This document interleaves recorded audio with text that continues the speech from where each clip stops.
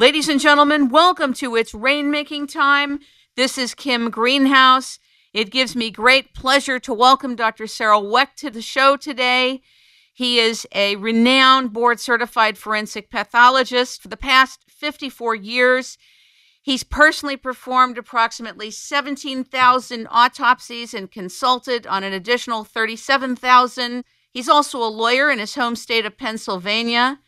As a private consultant, he performs autopsies domestically and internationally and testifies at trials. Sometimes he's retained by prosecutors and other times by defense counsel. He is really considered a Columbo in his profession.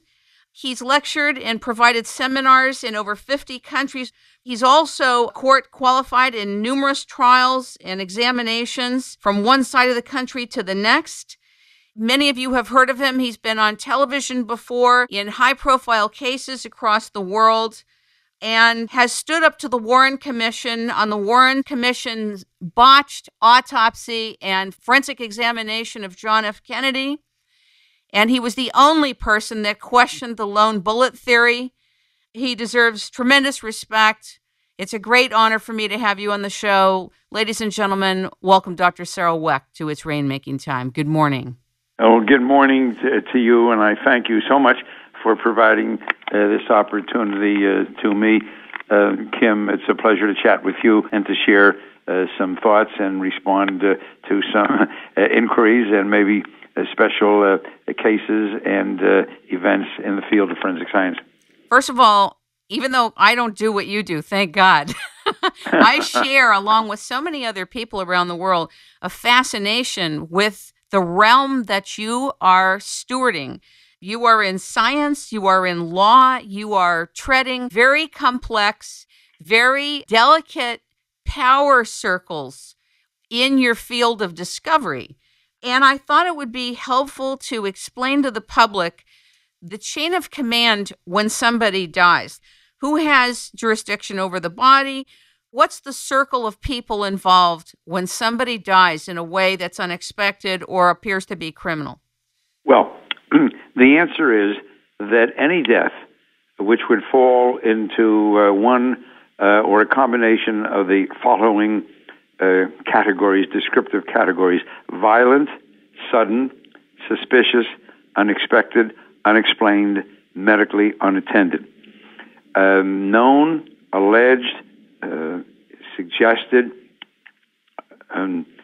homicides, accidents, suicides, any case which is not a natural death, or a case which is perhaps quite reasonably considered to be a natural death with a physician who has been in attendance. It doesn't have to be necessarily, as it used to be in the old days, a 24-hour rule. You can have heart disease of a very serious nature, be 86 years old, and been under a doctor's care for 35 years following coronary bypass surgery, for example, but you haven't been to the doctor for the last week or so and you die at home. Well, in the old days, under the 24-hour rule, that would have been a reportable case and so on. Today, not so, because people live longer, and all kinds of surgical and medical therapeutic interventive procedures and so on. But going back then to what I was saying, medically unattended death, unexpected, unexplained, violent, sudden, suspicious. These cases then would be reported to the coroner or medical examiner's office, depending upon which kind of office exists in respective jurisdictions.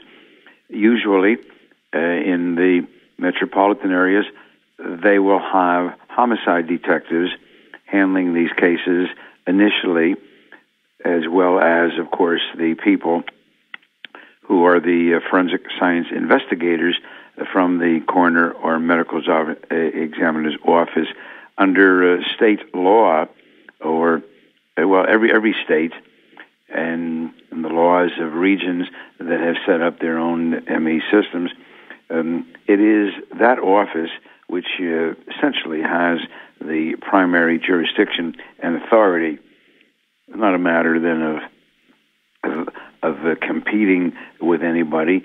You cooperate and you collaborate wholeheartedly and happily with your colleagues, people in homicide who are homicide detectives and so on. But I'm just pointing out, in answer to your question, that from a technical, legal, procedural standpoint, it is the ME office or the coroner's office which has jurisdiction over that body.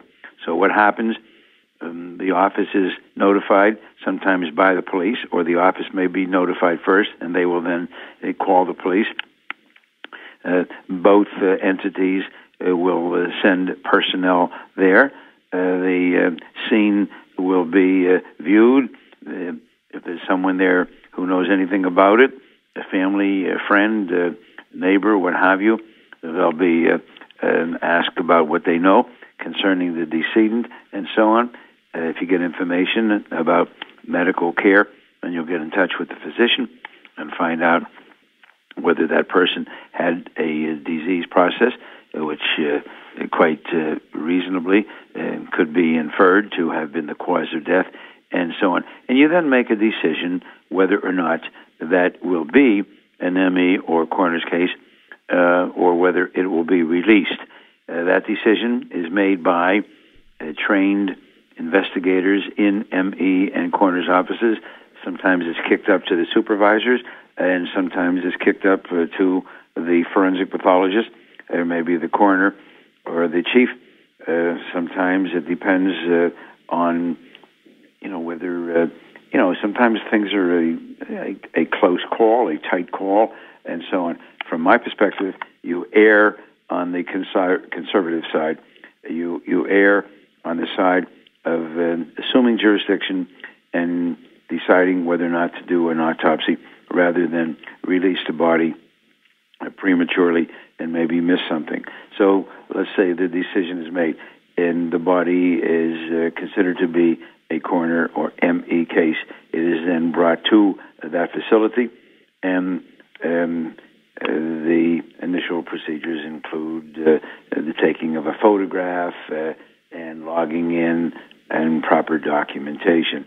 And the next decision is whether or not that case will be an autopsy or whether it may be what we call an external examination. There are probably no offices, certainly not the larger ones with a large number of bodies, that do 100% or even 75% autopsies. The rate varies. In some cases, then, the body's been brought in, you've obtained additional information that wasn't readily available, and you do what is called an external examination. You view the body, make sure that there's no evidence of trauma, nothing to suggest foul play, and you draw blood for toxicology, but you have enough information of this 74-year-old person who has had chronic lung disease or metastatic cancer and so on to feel comfortable in signing the case out without performing an autopsy. Once you decide to do an autopsy, then, in my opinion, you should do a complete autopsy. There should not be what some people do. In fact, surprisingly, at the very excellent office where I trained some 50 years ago, they did partials. I never appreciated it at the time. Later on, I came to strongly disagree. They would do a case, and if they found something when they went in, like cirrhotic liver or a myocardial infarction or something, they would stop. Well, I think that's unwise. You do a complete autopsy, and you examine all the organs and tissues, including the brain. You withdraw blood, bile, and urine for toxicological analysis. Sometimes you also draw fluid from behind the eye, vitreous humor, it's called, and sometimes you may even want tissues, pieces of liver, kidney, in some instances lung, depending upon what you're looking for. So that's all done. Photographs are taken as you proceed, and certainly detailed sequential photographs if you're dealing with a gunshot wound case, a stab wound case, beating, traumatic injuries, motor vehicular accident, industrial home accident, and so on. You want to document all of that. You want to memorialize all of those things with good forensic photography, which is a vital part, by the way,